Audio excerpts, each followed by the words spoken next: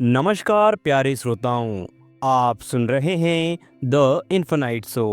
आइए आज आपको सुनाते हैं साहित्य सम्राट मुंशी प्रेमचंद जी के द्वारा लिखी कहानी मिस पद्मा। यह कहानी एक काबिल औरत एवं उसके साथी मित्र के इर्द गिर्द घूमती है। यह कहानी वास्तविक सच्चाई को दर्शाती है। सुनिए इस कहानी को अंत तक और महसूस कीजिए साहित्य की अनोखी दुनिया का। चलिए कहानी शुरू करते हैं। कानून में अच्छी सफलता प्राप्त करने के बाद मिस पद्मा को एक नया अनुभव हुआ। वह था जीवन का सूनापन। विवाह को उन्होंने एक अप्राकृतिक बंधन समझा था और निश्चय कर लिया था कि स्वतंत्र रहकर जीवन का उपभोग करूंगी। एमए की डिग्री ली, फिर कानून पास किया और प्रैक्टिस शुरू कर दी। रूपवती थी, युवती थी, मृदु भाषणी थी और प्रतिभाशालिनी भी थी। मार्ग में कोई बाधा न थी। देखते देखते वह अपने साथी नौजवान मर्द वकीलों को पीछे छोड़कर आगे निकल गई और अब उसकी आमदनी कभी कभी 1000 से भी ऊपर जाती। अब उतने परिश्रम और सिर मगजन की आवश्यकता न रही। मुकदमे अधिकतर वही होते थे जिनका उसे पूरा अनुभव हो चुका था। उनके विषय में किसी तरह की तैयारी की उसे जरूरत ना मालूम होती। अपनी शक्तियों पर कुछ विश्वास भी हो गया था। कानून में कैसे विजय मिला करती है, इसके कुछ लटके भी उसे मालूम हो गए थे। इसलिए अब उसे बहुत अवकाश मिलता था और इसे वह किस्से कहानियां पढ़ने, शेयर करने, सिनेमा देखने, मिलने मिलाने में खर्च करती थी। जीवन को सुखी बनाने के लिए किसी व्यसन की जरूरत को वह खूब समझती थी। उसने फूल और पौधे लगाने का व्यसन पाल लिया था। तरह तरह के बीज और पौधे मंगाती और उन्हें उगते बढ़ते फूलते फलते देखकर खुश होती। मगर जीवन में शून्यपन का अभाव होता रहता था। यह बात न थी कि उसे पुरुषों से विरक्ति हो, नहीं, उसके प्रेमियों की कमी न थी।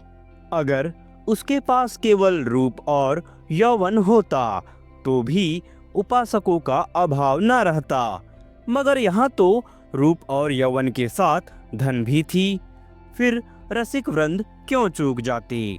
पद्मा को विलास से घृणा थी नहीं, घृणा थी पराधीनता से, विवाह को जीवन का व्यवसाय बनाने से। जब स्वतंत्र रहकर भोग विलास का आनंद उठाया जा सकता है तो फिर क्यों ना उड़ाया जाए। भोग में उसे कोई नैतिक बाधा न थी। इसे केवल देह की एक भूख समझती थी। इस भूख को किसी साफ सुथरी दुकान से भी शांत किया जा सकता है और पद्मा को साफ सुथरी दुकान की हमेशा तलाश रहती थी। ग्राहक दुकान में वही चीज लेता है जो उसे पसंद आती है। पद्मा भी वही चीज चाहती थी। यूं उसके दर्जनों आशिक थे, कई वकील, कई प्रोफेसर, कई डॉक्टर, कई रईस। मगर ये सब के सब अय्यास थे, बेफिक्र, केवल भौरे की तरह रस लेकर उड़ जाने वाले। ऐसा एक भी न था जिस पर वह विश्वास कर सकती। अब उसे मालूम हुआ कि उसका मन केवल भोग नहीं चाहता, कुछ और भी चाहता है। वह चीज क्या थी? पूरा आत्मसमर्पण। और यह उसे ना मिलता था। उसके प्रेमियों में एक मिस्टर प्रसाद था, बड़ा ही रूपवान और धुरंधर विद्वान। एक कॉलेज में प्रोफेसर था, वह भी मुक्त भोग का आदर्श का उपासक था और पद्मा उस पर फिदा थी। चाहती थी उसे बांध कर रखे, संपूर्णतः अपना बना ले। लेकिन प्रसाद चंगुल में न आता था। संध्या हो गई थी। पद्मा सैर करने जा रही थी कि प्रसाद आ गए। सैर करना मुलतवी हो गया। बातचीत में शहर से कहीं ज्यादा आनंद था और पद्मा आज प्रसाद से कुछ दिल की बात कहने वाली थी। कई दिन के सोच विचार के बाद उसने यह कह डालने का निश्चय किया। उसने प्रसाद की नशीली आंखों से आंखें मिलाकर कहा, तुम यहीं मेरे बंगले में आकर क्यों नहीं रहते? प्रसाद ने कुटिल विनोद के साथ कहा, नतीजा यह होगा कि 2-4 महीने में यह मुलाकात बंद हो जाएगी। मेरी समझ में नहीं आता तुम्हारा आशय क्या है? आशय यही है जो मैं कह रहा हूँ। आखिर क्यों? मैं अपनी स्वाधीनता न खोना चाहूंगा। तुम अपनी स्वतंत्रता न खोना चाहोगी। तुम्हारे पास आशिक आएंगे, मुझे जलन होगी। मेरे पास मेरी प्रेमिकाएं आएंगी, तुम्हें जलन होगी। मनमुटाव होगा, फिर वह मनस्य होगा और तुम मुझे घर से निकाल दोगी। घर तुम्हारा है ही, मुझे बुरा लगेगा ही। फिर यह मैत्री कैसे निभेगी? दोनों कई मिनट तक मौन रहे। प्रसाद ने परिस्थिति को इतने स्पष्ट, बेलाग, लठमार शब्दों में खोलकर रख दिया था कि कुछ कहने की जगह ना मिलती थी। आखिर प्रसाद ही को नुक्ता सूझा। बोला, जब तक हम दोनों यह प्रतिज्ञा ना कर लें कि आज से मैं तुम्हारा हूँ और तुम मेरी हो, तब तक एक साथ निर्वाह नहीं हो सकता। तुम प्रतिज्ञा करोगे? पहले तुम बतलाओ। मैं करूंगी, तो मैं भी करूंगा, मगर इस एक बात के सिवा मैं और सभी बातों में स्वतंत्र रहूंगी। और मैं भी इस एक बात के सिवा हर बात में स्वतंत्र रहूंगा। मंजूर? मंजूर। तो कब से? जब से तुम कहो। मैं तो कहती हूँ कल ही से। तय।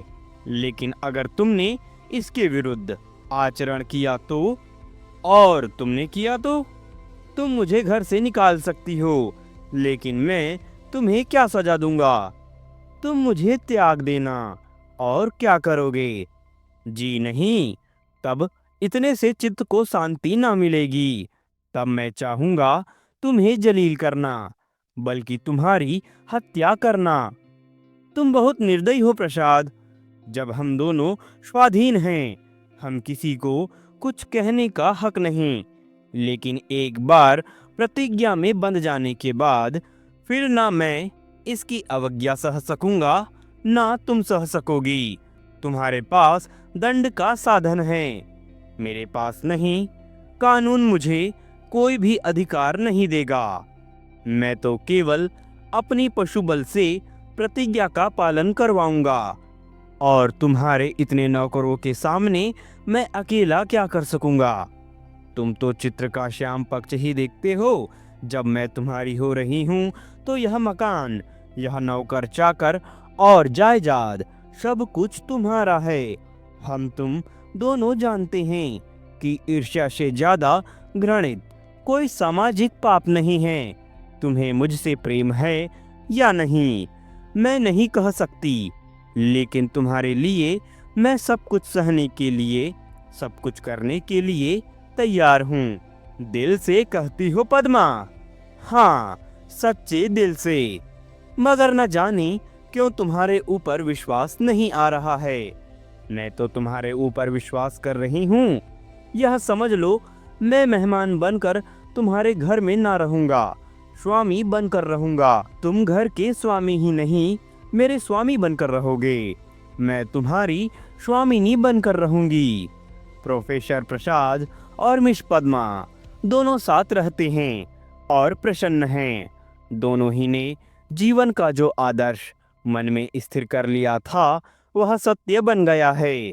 प्रसाद को केवल 200 रुपये वेतन मिलता है, मगर आप वह अपनी आमदनी का दुगना भी खर्च कर दे तो कोई परवाह नहीं। पहले वह कभी कभी शराब पीता था, अब रात दिन शराब में मस्त रहता है। अब उसके लिए अलग अपनी कार है, अलग नौकर है और अलग अलग की बहुमूल्य चीजें मंगवाता रहता है और पद्मा बड़े हर्ष से उसकी सारी फिजूल खर्चियां बर्दाश्त करती है। नहीं, बर्दाश्त करने का प्रश्न नहीं, वह खुद उसे अच्छे से अच्छे सूट पहनाकर, अच्छे से अच्छे ठाट में रखकर प्रसन्न होती है। जैसे घड़ी इस वक्त प्रसाद के पास है, शहर के बड़े बड़े रईस के पास न होगी।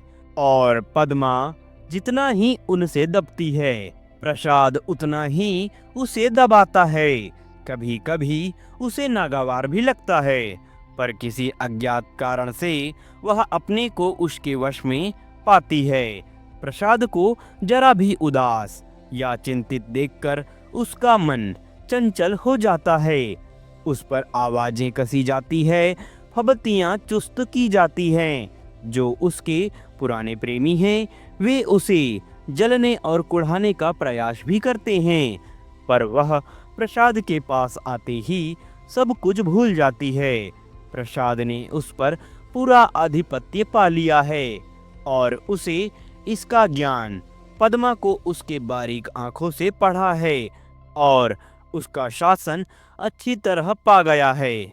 मगर जैसे राजनीति के क्षेत्र में अधिकार दुरुपयोग की ओर जाता है, उसी तरह प्रेम के क्षेत्र में भी वह दुरुपयोग की ओर ही जाता है और जो कमजोर हैं उसे तनाव देना पड़ता है।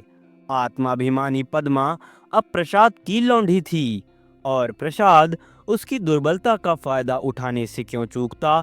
उसने कील की पतली नोक चुभा ली थी और बड़ी कुशलता से उत्तरोत्तर उसे अंदर ठोकता जाता था।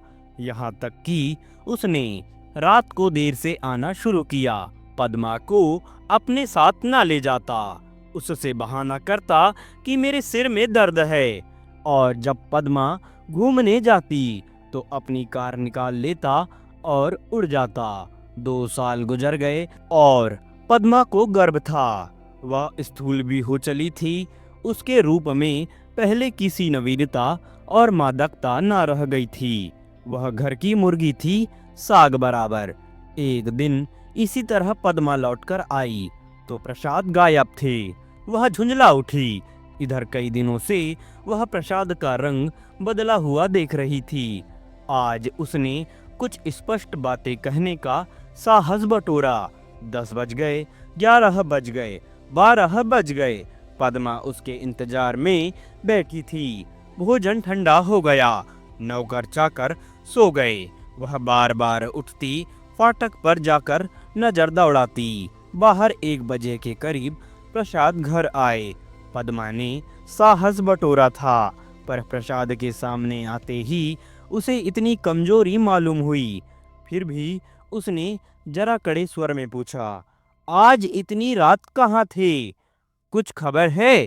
कितनी रात है? प्रसाद को वह इस वक्त असुंदरता की मूर्ति सी लगी। वह एक विद्यालय की छात्रा के साथ सिनेमा देखने गया था। बोला, तुमको आराम से सो जाना चाहिए था। तुम जिस दशा में हो उसमें तुम्हें जहां तक हो सके आराम से रहना चाहिए। पद्मा का साहस कुछ प्रबल हुआ। तुमसे पूछती हूँ, उसका जवाब दो। मुझे जहन्नुम में भेजो तो तुम भी मुझे जहन्नुम में जाने दो। तुम मेरे साथ दगा कर रहे हो, यह मैं साफ देख रही हूँ। तुम्हारी आंखों की ज्योति कुछ बढ़ गई होगी। मैं इधर कई दिनों से तुम्हारा मिजाज कुछ बदला हुआ देख रही हूँ। मैं तुम्हारे साथ अपने को बेचा नहीं है। प्रसाद अपना ट्रंक संभाल रहा था। पद्मा ने दीन भाव से कहा, मैंने तो ऐसी कोई बात नहीं कही जो तुम इतना बिगड़ उठे। मैं तो केवल तुमसे पूछ रही थी, कहाँ थे? क्या मुझे इतना भी अधिकार नहीं देना चाहते कि मैं तुमसे तुम्हारी इच्छा के बगैर कोई काम नहीं कर सकती? और तुम मुझे बात बात पर डांटते रहते हो। तुम्हें मुझ पर जरा भी दया नहीं आती? मुझे तुमसे भी तो कुछ सहानुभूति मिलनी चाहिए। मैं तुम्हारे लिए क्या कुछ करने को तैयार नहीं हूँ, और आज जो मेरी दशा हो गई है, जो तुम मुझसे आंखें फेर लेते हो। उसका कंठ रुध गया और मेज पर सिर रखकर फूट फूट कर रोने लगी। प्रसाद ने पूरी विजय पाई। पद्मा के लिए मातृत्व अब बड़ा ही अप्रिय प्रसंग था। उस पर चिंता मंडराती रहती। कभी कभी वह भय से कांप उठती और पछताती। प्रसाद की निरंकुशता दिन दिन बढ़ती जाती थी। क्या करे क्या ना करे, गर्भ पूरा हो गया था। वह कोर्ट न जाती थी, दिन भर अकेली बैठी रहती थी। प्रसाद संध्या समय आते, चाय वाय पीकर फिर उड़ जाते तो 11-12 बजे से पहले ना लौटते। वह कहाँ जाते यह भी उससे छिपाना था। प्रसाद को तो जैसे उसकी सूरत से नफरत थी। पूर्ण गर्भ, पीला मुख, चिंतित, शशंक, उदास। फिर भी वह प्रसाद को श्रृंगार और आभूषण से बांधने की चेष्टा से बाज न आती थी। मगर वह जितना ही प्रयास करती उतना ही प्रसाद का मन उसकी ओर से फिरता था। इस अवस्था में प्रसाद उसे और भी भद्दा लगता। प्रसव वेदना हो रही थी, प्रसाद का पता नहीं। नर्स मौजूद थी, लेडी डॉक्टर मौजूद थी, मगर प्रसाद का न रहना पद्मा का प्रसव वेदना को और भी दारुण बना रहा था। बालक को गोद में देखकर उसका कलेजा फूल उठा, मगर प्रसाद को सामने न पाकर उसने बालक की ओर से मुंह फेर लिया। मीठे फल में जैसे कीड़े पड़ गए हो।